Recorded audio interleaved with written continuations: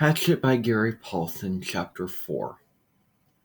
The memory was like a knife, cutting into him, slicing deep into him with hate. The secret. He had been riding his 10 speed with a friend named Terry. They had been taking a run on a bike trail and decided to come back a different way, the way that took them past the Amber Mall. Brian remembered everything in incredible detail.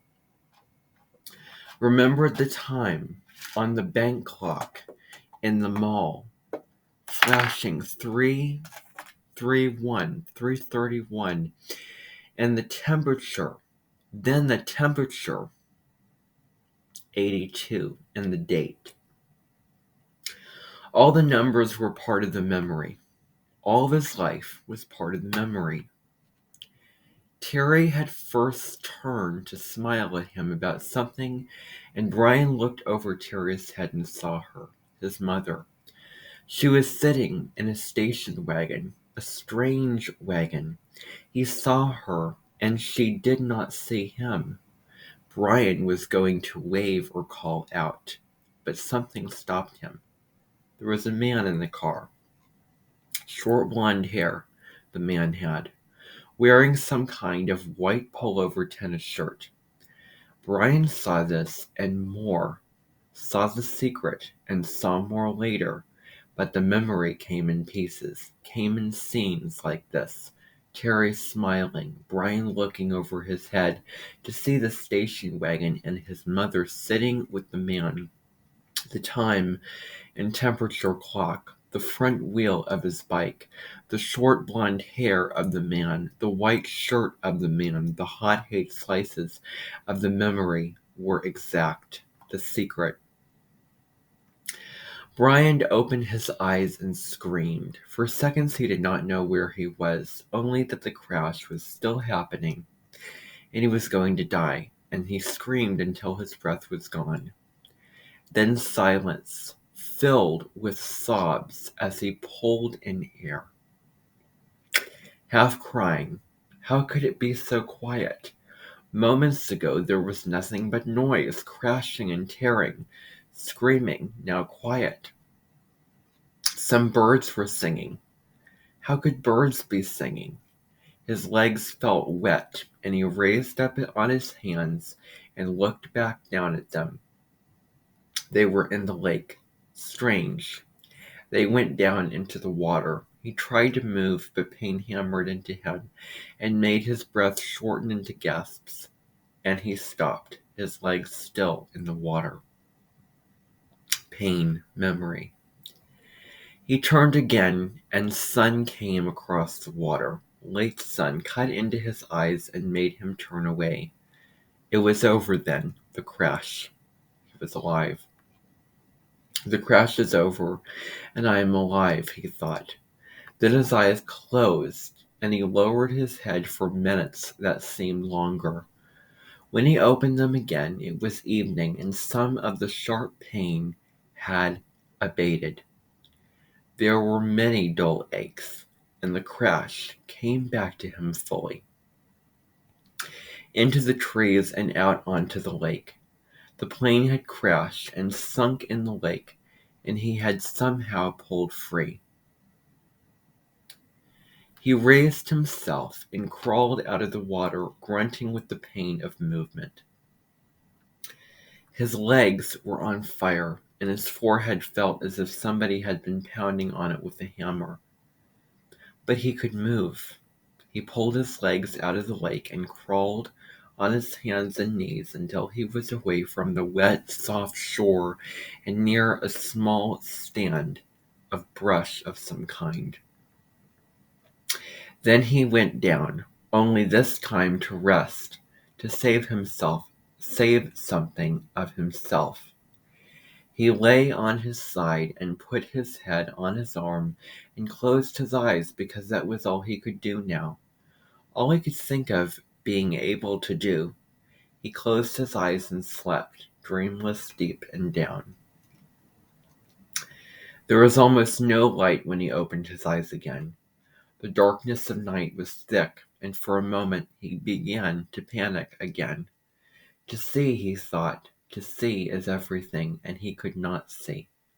But he turned his head.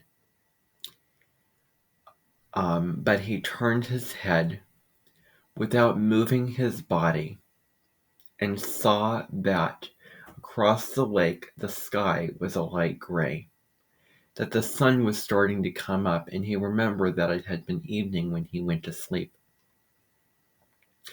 Must be morning now, he mumbled it almost in a hoarse whisper. As the sickness of sleep left him, the world came back. He was still in pain, all over pain. His legs were cramped and drawn up, tight and aching, and his back hurt when he tried to move. Worst was a keening throb in his head that pulsed with every beat of his heart. It seemed that the whole crash had happened to his head. He rolled on his back and felt his sides and his legs, moving things slowly. He rubbed his arms. Nothing seemed to be shattered or even sprained all that badly. When he was 9, he had plowed his small dirt bike into a parked car and broken his ankle, had to wear a cast for 8 weeks. And there was nothing now like that. Nothing broken, just battered around a bit. His forehead felt massively swollen to the touch, almost like a mound out over his eyes. And it was so tender that when his fingers grazed it, he nearly cried. But there was nothing he could do about it, and like the rest of him, it seemed to be bruised more than broken. I'm alive, he thought. I'm alive. It could have been different. There could have been death. I could have been done. Like the pilot, he thought suddenly, the pilot in the plane, down into the water, down into the blue water, strapped in the seat. He sat up, or tried to. The first time he fell back. But on the second attempt, grunting with the effort, he managed to come to a sitting position and scrunched sideways until his back was against a small tree where he sat feeing the lake, watching the sky get lighter and lighter with the coming dawn. His clothes were wet and clammy, and there was a faint chill. He pulled the torn remnants of his windbreaker, pieces really, around his shoulder and tried to hold what heat his body could find. He could not think, could not make thought patterns work right. Things seemed to go back and forth between reality and imagination, except that it was all reality. One second he seemed only to have imagined that there was a plane crash, that he had fought out of a sinking plane and swum to shore, that it had all happened to some other person or in a movie playing in his mind. Then he would feel his clothes, wet and cold, and his forehead would slash a pain through his thoughts, and he would know it was real, that it had really happened. But all in a haze world. So he sat and stared at the lake, felt the pain come and go in waves, and watched the sun come over the end of the lake. It took an hour, perhaps 2. He could not measure time yet, and didn't care, for the sun to get halfway up. With it came some warmth, small bits of it at first, and with the heat came clouds of insects, thick, swarming hordes of mosquitoes that flocked to his body, made a living coat on his exposed skin, clogged his nostrils when he inhaled, poured into his mouth when he opened it to take a breath. It was not possibly believable. Not this. He had come through the crash, but the insects were not possible. He coughed them up, spat them out, sneezed them out, closed his eyes and kept brushing his face, slapping and crushing them by the dozens, by the hundreds. But as soon as he cleared a place, as soon as he killed them, more came, thick, whining, buzzing masses of them, mosquitoes and some small black flies he had never seen before, all biting, chewing, taking from him. In moments, his eyes were swollen shut, and his face puny and round to match his battered forehead. He pulled the torn pieces of his windbreaker over his head and tried to shelter in it. But the jacket was full of rips and it didn't work. In desperation, he pulled his t-shirt up to cover his face, but that exposed the skin of his lower back, and the mosquitoes and flies attacked the new soft flesh of his back so viciously that he pulled the shirt down. In the end, he sat with the windbreaker pulled up, brushed with his hands, and took it, almost crying in frustration and agony. There was nothing left to do. And when the sun was fully up and heating him, directly bringing steam off of his wet clothes and bathing him with warmth, the mosquitoes and flies disappeared almost that suddenly. 1 minute he was sitting in the middle of a swarm, the next they were gone, and the sun was on him. Vampires, he thought. Apparently they didn't like his clothes were wet and clammy, and there was a faint chill. He pulled the torn remnants of his windbreaker, pieces really, around his shoulders, and tried to hold what heat his body could find. He could not think, could not make thought patterns work right. Things seemed to go back and forth between reality and imagination, except that it was all reality.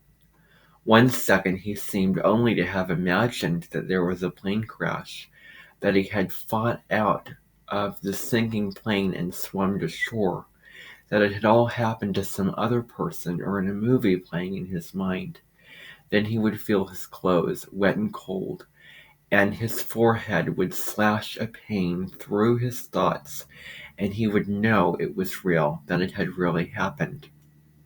But all in a haze world.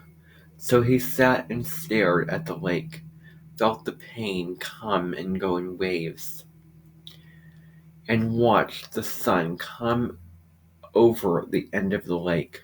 It took an hour, perhaps 2. He could not measure time yet and didn't care, for the sun to get halfway up.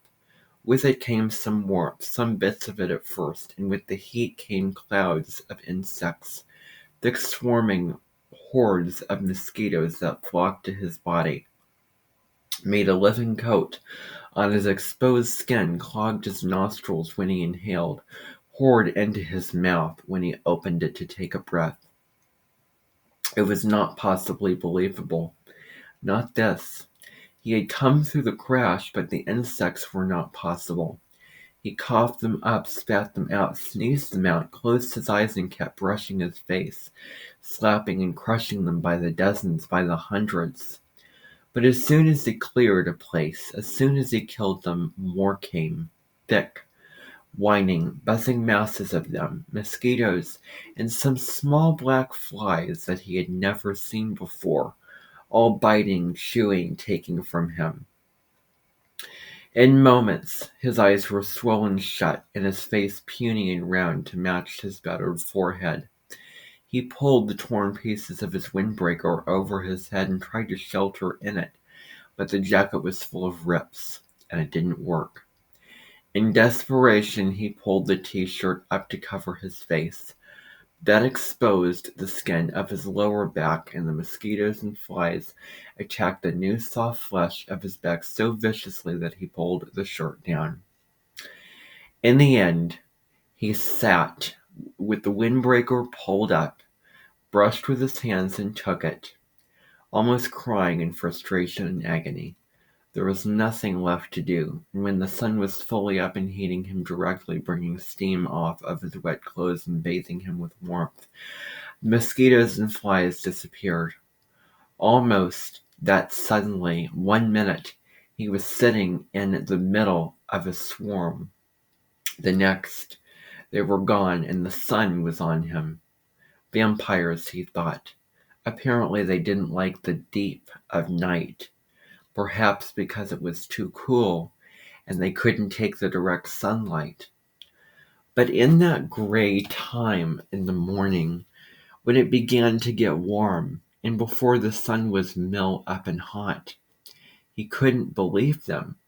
Never, in all the reading in the movies he had watched on television about the outdoors, never once had they mentioned the mosquitoes or flies. All they ever showed on the naturalist shows was beautiful scenery or animals jumping around having a good time. Nobody ever mentioned mosquitoes and flies. In other words, they were bypassing what was negative and dark about aspects of nature. That's the thing. You see people on social media broadcasting their life out to the world and it being a certain way. Oh, only showing the parts, covering up the bad parts that they're embarrassed by. It does bypass the real, you know, the problems, the negatives. Um, and yeah, that also sort of falls in a trine or a sex style with spiritual bypass. Um, you know, that, yeah, yeah, you know, display all the parts of nature. Don't just show what's good, but show, both and. It's both and, both the light and the dark. But, maybe those were the shows that he was watching. I'm sure that there are shows that display those dark aspects of nature. Anyway, that's just my thoughts on that. So, all they ever showed on the naturalist shows was beauty, scenery, or animals jumping around having a good time. Nobody ever mentioned mosquitoes and flies.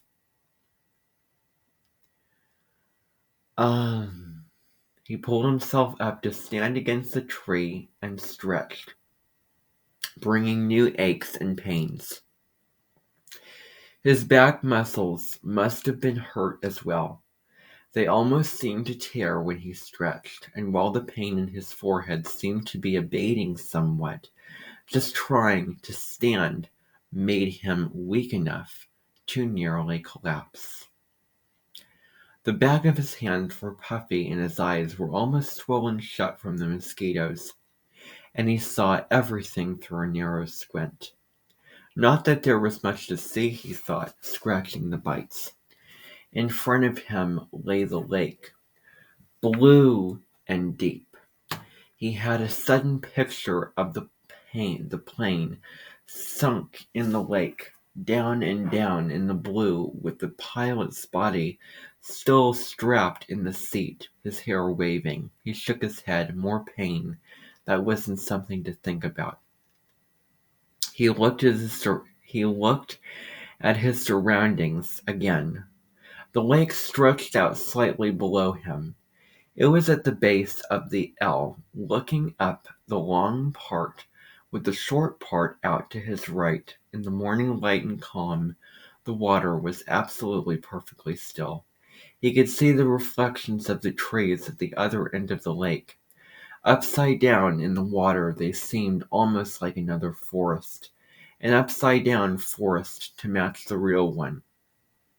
As he watched, a large bird, he thought it looked like a crow, but it seemed larger, flew from the top real forest, and the reflection bird matched it, both flying out over the water.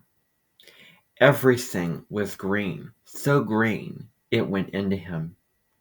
The forest was largely made up of pines and spruce, with stands of some low brush, smeared here and there in thick grass, and some other kind of very small brush all over. He couldn't identify most of it, except the evergreens and some leafy trees he thought might be aspen.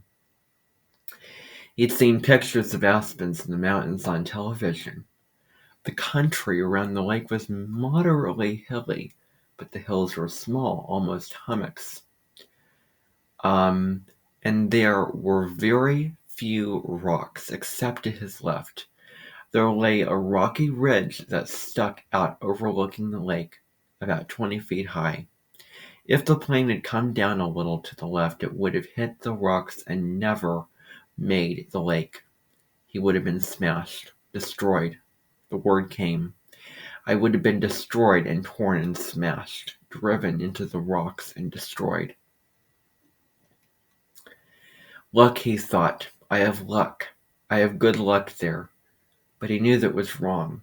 If he had good luck, his parents wouldn't have divorced because it's a secret. And he wouldn't have been flying with the pilot who had a heart attack. And he wouldn't be here where he had to have good luck to keep from being destroyed.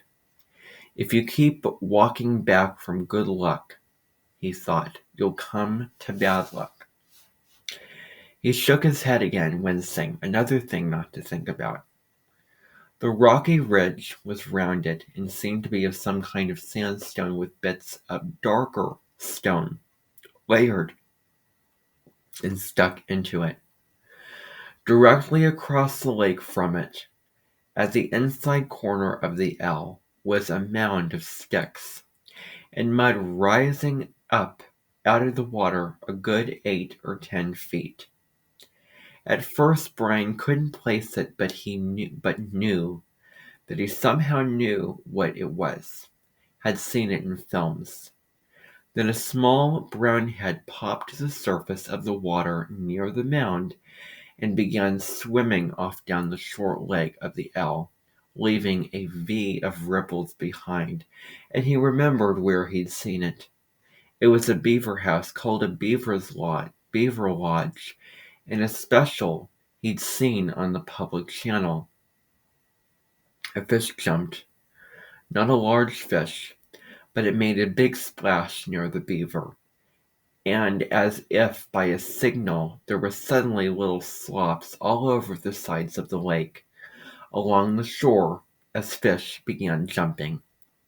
Hundreds of them jumping and slapping the water. Brian watched them for a time, still in the half-daze, still not thinking well. The scenery was very pretty, he thought, and there were new things to look at, but it all was a green and blue blur, and he was used to the gray and black of the city, the sounds of the city. Traffic, people talking, sounds, all the time, the hum and whine of the city. Here at first it was silent, or he thought it was silent, but when he started to listen, really listen, he heard thousands of things, hisses and blurks, small sounds, birds singing, hum of insects, splashes from the fish jumping.